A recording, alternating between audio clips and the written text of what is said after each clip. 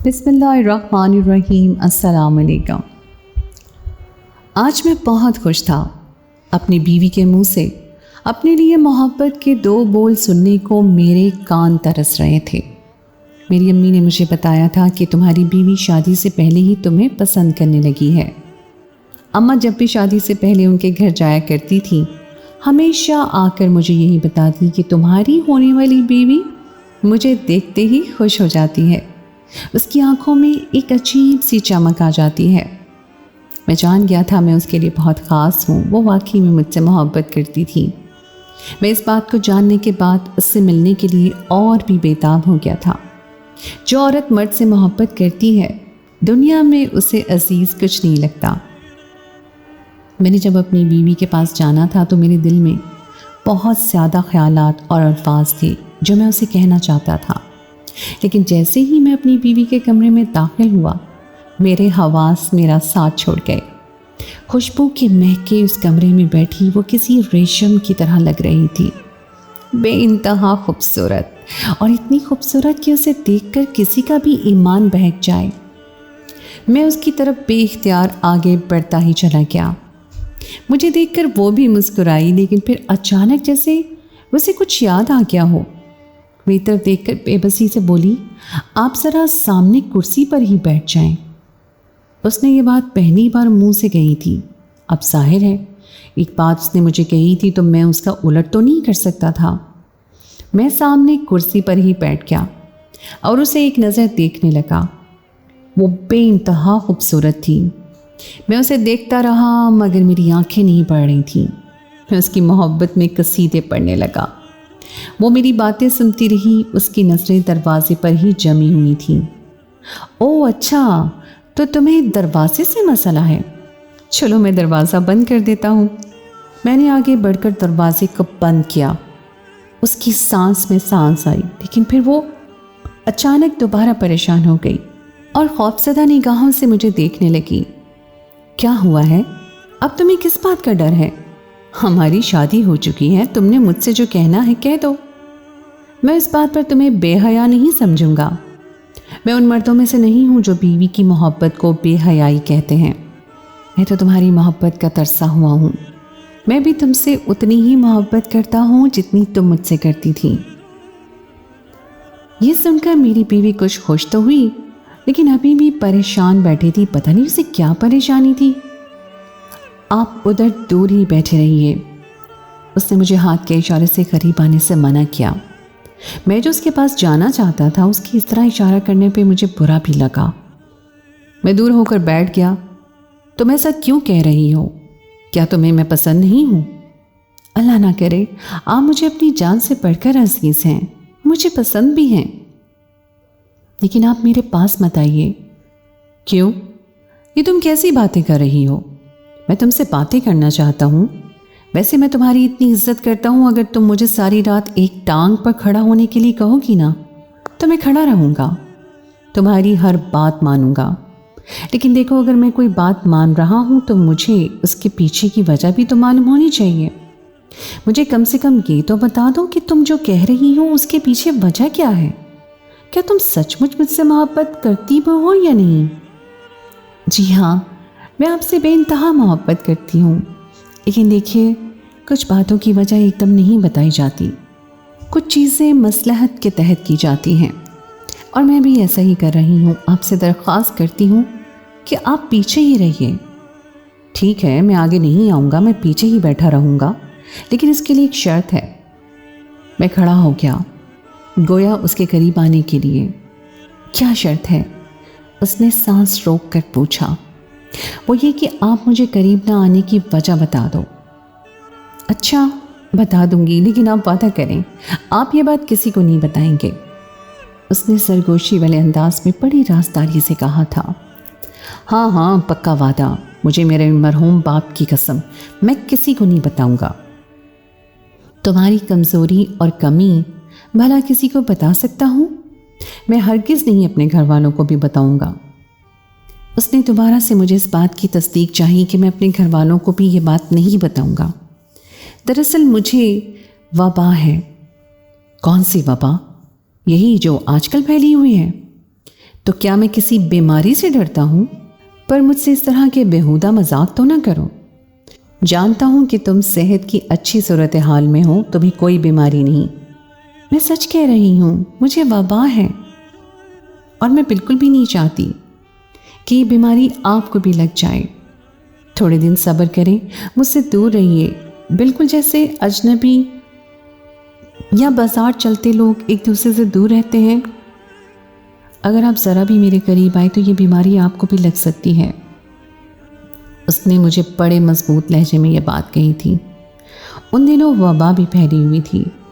اس میں وبا کے کوئی تصورات یا نشان نہیں تھے کہ میں کہتا کہ میری بیوی کو کوئی بیماری ہے۔ وہ بس ظاہر ٹھیک لگ رہی تھی، لیکن اس نے مجھے قسم دے کر کہا کہ وہ بیمار ہے، اور یہ بات میں کسی کو نہ بتاؤں، ورنہ سب لوگ یہی کہیں گے کہ ان کے ساتھ دھوکہ ہوا ہے، اور یہ کہ لڑکی والوں نے ہمیں سچ نہیں بتایا۔ میں اپنی بیوی کی بات سمجھ گیا تھا اور کہا کہ تم فکر نہ کرو، میں کسی کو نہیں بتاؤں گا، اور جب تک تم نہیں کہو گی میں تمہارے پاس بھی نہیں آؤں گا۔ پاس آنا تو دور کی بات، دوبارہ یہ بات بھی نہیں کروں گا۔ ٹھیک ہے، مجھے آپ سے یہی امید تھی، باقی میں آپ سے اتنی محبت کرتی ہوں کہ آپ کے لیے جان دے سکتی ہوں۔ آپ کو بھلے اپنی پرواہ نہ ہو، لیکن میں نہیں چاہتی کہ میری وجہ سے آپ بیمار ہوں، اس لیے آپ مجھ سے دور رہیے گا تو مجھے اطمینان رہے گا۔ اور ہاں، رہی بات میری وبا کے علاج کی تو وہ میں خود کر لوں گی۔ میری بیوی نے کہا کہ آپ میرے علاج کے بارے میں خود بات کی تو آپ کو اماں اور آپ کے باقی رشتہ دار عورتیں مجھ پر طرح طرح کی باتیں بنائیں گی۔ سب لوگ یہی کہیں گے کہ میں میکے سے ہی بیمار آئی تھی، ماں باپ نے اس کو علاج کرنے کے بعد نہیں بھیجا، بلکہ یوں ہی بیماری کے ساتھ ہمارے سر تھوپ دیا۔ اس طرح میری شہرت خراب ہو جائے گی۔ آپ اپنی امی سے، اپنی بہنوں سے اس بات کا ذکر نہیں کیجیے گا۔ اصل میں شادی کی تاریخ طے ہو گئی تھی، اور شادی کی تاریخ طے ہونے کے بعد ہی مجھے یہ مسئلہ ہوا ہے۔ اس سے پہلے تو ایسا کچھ نہیں تھا، اگر ہوتا تو ہم آپ کو بتا دیتے، لیکن تاریخ طے ہونے کے بعد بتانا مناسب نہیں سمجھا۔ آپ اسے دھوکہ مت کہیے گا۔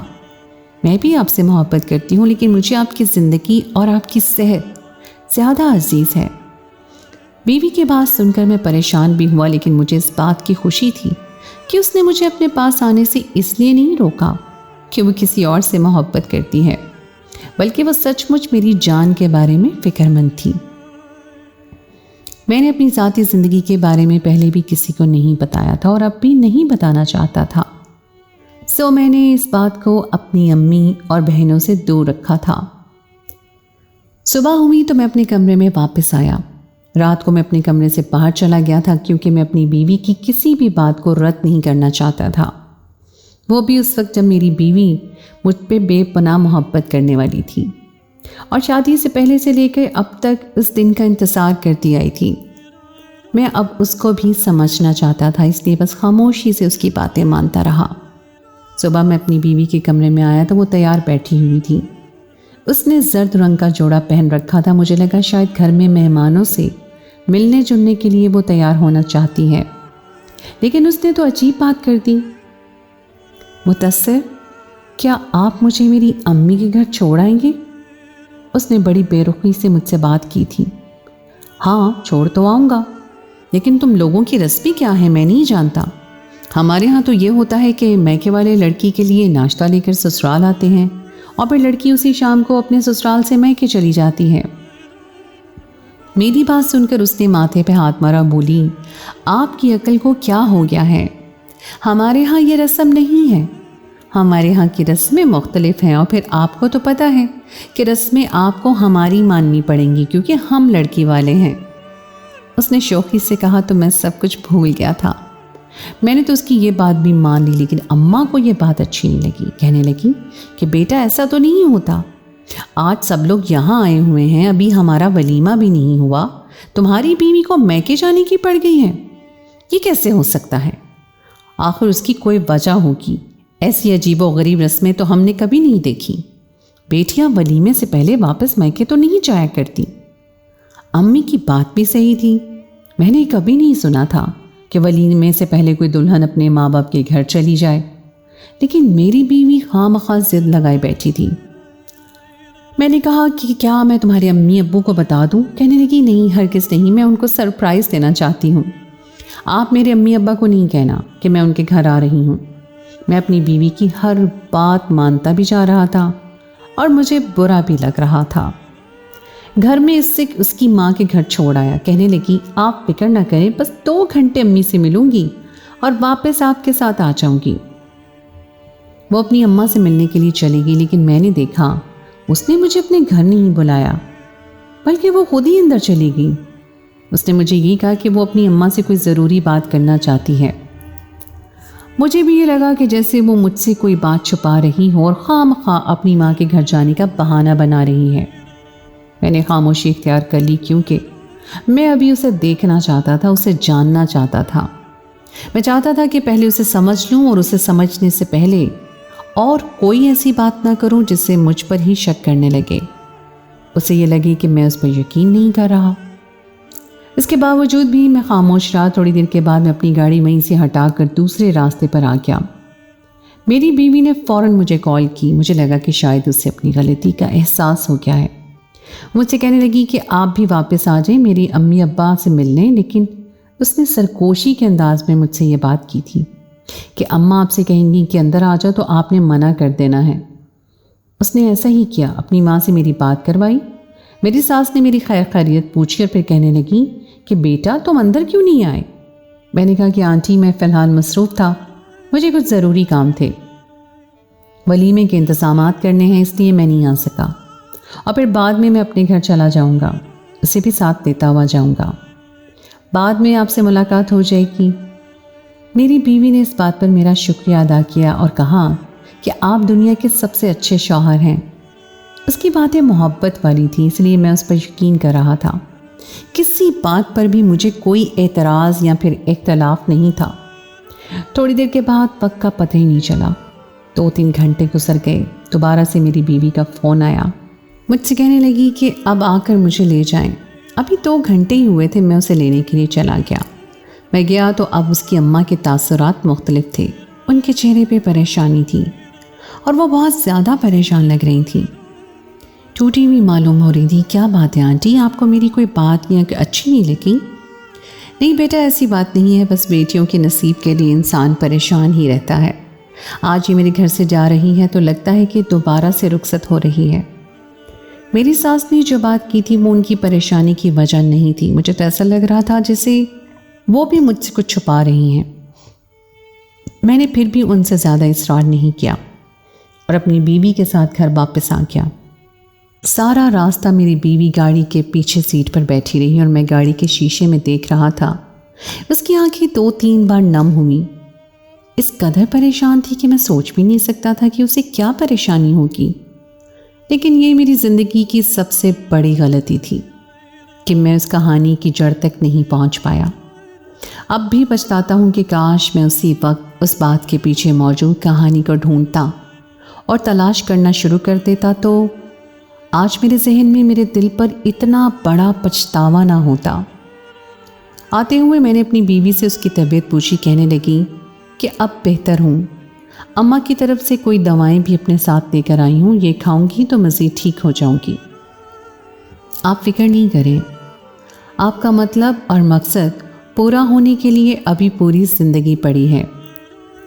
مجھے اس کی باتوں پر ہنسی آ گئی۔ میں اس لیے نہیں کہہ رہا، مجھے تمہاری فکر ہو رہی ہے۔ میری بیوی نے گھور کر مجھے دیکھا اور بولی، میں اچھی طرح سے جانتی ہوں کہ آپ کو کس بات کی فکر ہو رہی ہے، بس تھوڑے ہی دن ہیں، اس کے بعد میں مکمل ٹھیک ہو جاؤں گی۔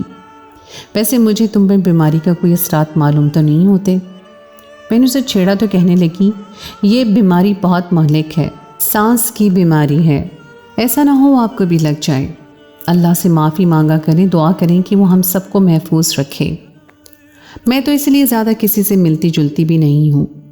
بیوی نے ملنے جلنے کا نام لیا تو مجھے یاد آیا کہ اپنی ماں کے ساتھ وہ گلے مل رہی تھی، اپنی بہنوں کو بھی اس نے اچھے سے الوداع کیا تھا، لیکن جب میری باری آتی ہے تو وہ مجھے یہ کہتی ہے کہ مجھے زیادہ مہلک بابا ہے، اس لیے آپ میرے پاس مت آئیے گا۔ اگر کسی کی شادی زبردستی ہوئی ہو تو پھر یہ بات سمجھ میں آتی ہے کہ بیوی شوہر کو پاس نہیں آنے دیتی، لیکن میری بیوی مجھ سے بے پناہ محبت کرتی تھی اور یہ بات اس کی باتوں میں نظر بھی آتی تھی۔ وہ جب بھی کوئی بات کرتی اس کی محبت اس میں صاف چھلک رہی ہوتی تھی، لیکن اس کے باوجود جب میں اس کے قریب جاتا یا کوئی ایسی بات کرتا تو اس کے چہرے کا رنگ اڑ جاتا۔ وہ اس قدر خوفزدہ ہو جاتی کہ میں خود ہی موضوع کو بدل دیتا تھا۔ آج جب ہم لوگ گھر آئے تو میں نے اس سے یہی بات بولی۔ میں نے کہا، ہم اگر میاں بیوی کی طرح نہیں تو دوستوں کی طرح تو رہ ہی سکتے ہیں، اور اگر دوستوں کی طرح رہتے رہتے میاں بیوی کی طرح رہنا شروع ہو گئے تو اس نے ایسے کہا جیسے میں اس کا شوہر نہیں بلکہ کوئی پڑوسی یا پھر اجنبی لڑکا ہوں جو اس کے قریب آ گیا تو کوئی مسئلہ نہ ہو جائے۔ نہیں، میں یہ رسک نہیں لے سکتی، مجھے آپ کی صحت بہت عزیز ہے۔ اب مجھے اس کے جھوٹ پر غصہ آنے لگا تھا۔ صحت کا بہانہ مت کرو۔ آپ کو میری بات بہانہ لگ رہی ہے؟ وہ رونے والے انداز میں بولی۔ بہانہ تو نہیں لگتی، لیکن تم اپنی امی سے بھی تو گلے ملی تھی، کیا ان کو تمہاری بیماری کا کوئی خطرہ نہیں ہے؟ آپ میری بات پر یقین نہیں کر رہے۔ وہ بے بسی سے رونے لگی۔ ایسا نہیں ہے، لیکن تم بھی جانتی ہو کہ تم جھوٹ بول رہی ہو، تمہاری اس بات میں کوئی صداقت نہیں ہے۔ آپ کو اگر میری بات پر یقین نہیں تو پھر آپ کو کچھ نہیں کہتی۔ وہ کہتے کہتے چپ ہو گئی تھی۔ آپ تو کسی مشکل میں میرا ساتھ نہیں دے سکتے کیونکہ آپ کو مجھ پر بھروسہ ہی نہیں۔ ایسی بات نہیں ہے میری جان۔ میں نے اپنی بیوی کو سنبھالنے کی کوشش کی، لیکن اس نے میرا ہاتھ جھٹک دیا اور بولی، مجھے آپ سے کوئی امید نہیں ہے، اچھی طرح جان گئی ہوں کہ آپ میرے ساتھ کیا کرنے والے ہیں۔ میں اس کی باتوں پر شرمندہ ہو گیا اور میرے دل میں تہیہ کر لیا کہ آئندہ کے بعد اپنی بیوی سے اس کی بیماری کے بارے میں کچھ نہیں پوچھوں گا۔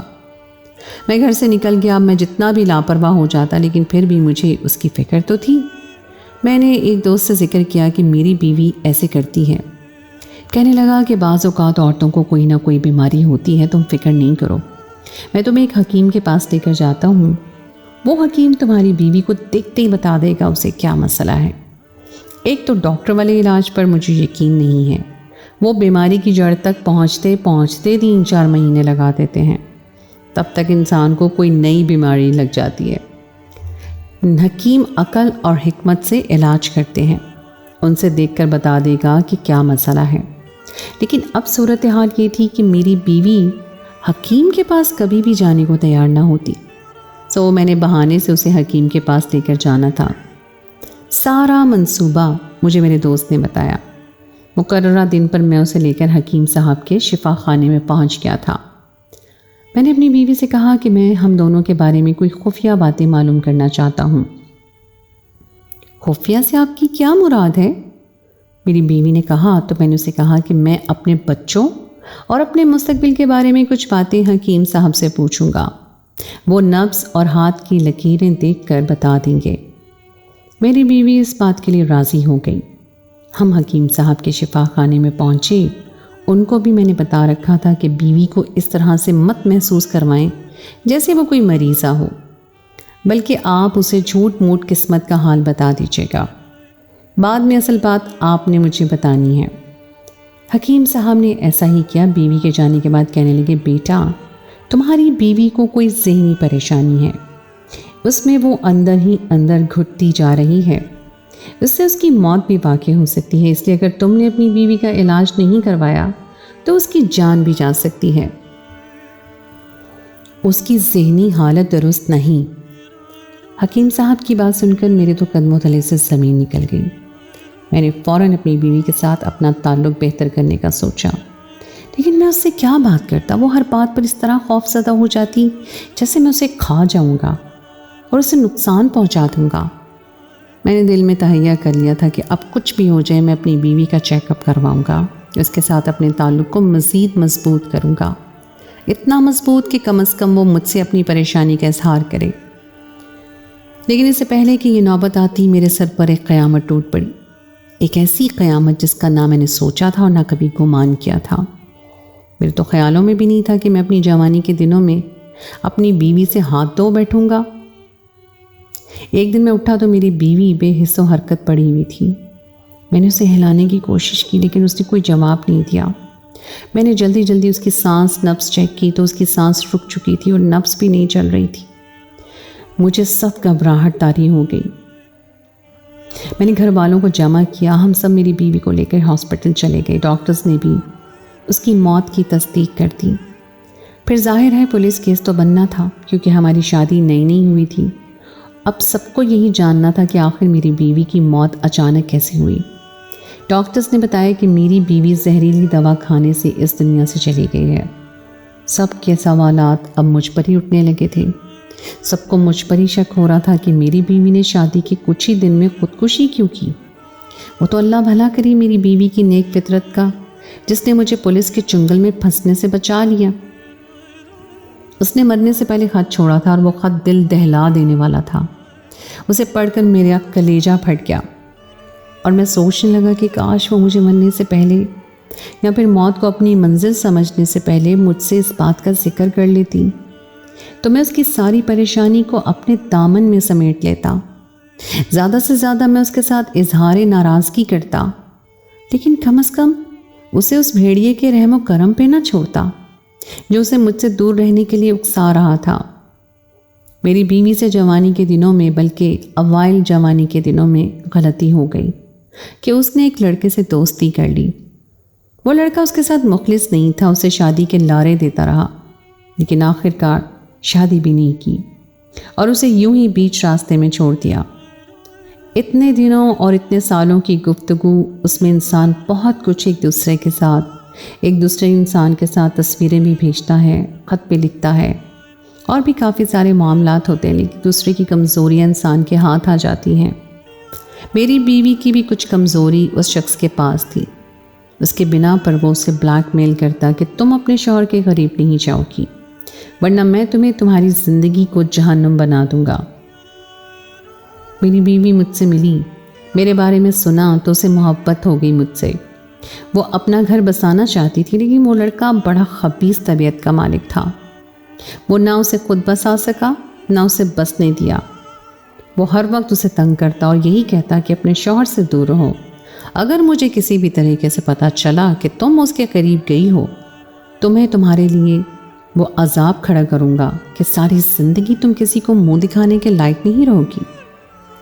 میری بیوی نے بجائے کسی کو بتانے کے خاموشی سے خودکشی کو اپنا راستہ چن لیا، اور افسوس، سب سے زیادہ افسوس مجھے اس بات کا رہے گا کہ اس نے یہ بات مجھے نہیں بتائی۔ اگر وہ بتا دیتی تو میں کم از کم خود کو معاف کر سکتا۔ اب ہر روز میرے دل پر ایک بوجھ رہتا ہے کہ میری بیوی بھری جوانی میں مجھے چھوڑ کر چلی گئی، اور میں اس کے لیے کچھ بھی نہیں کر سکا۔ تو دوستو، یہ تھی میری آج کی کہانی۔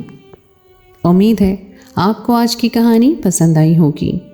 کہانی اچھی لگے تو اس کو لائک ضرور کیجیے، اپنے دوستوں کے ساتھ شیئر کیجیے، اور اگر آپ نے ابھی تک میرے چینل کو سبسکرائب نہیں کیا تو اس کو فوراً سبسکرائب کر لیجیے۔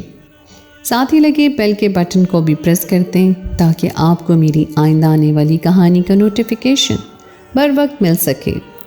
اگلی کہانی تک کے لیے مجھے دیجیے اجازت۔ خدائے پیمان۔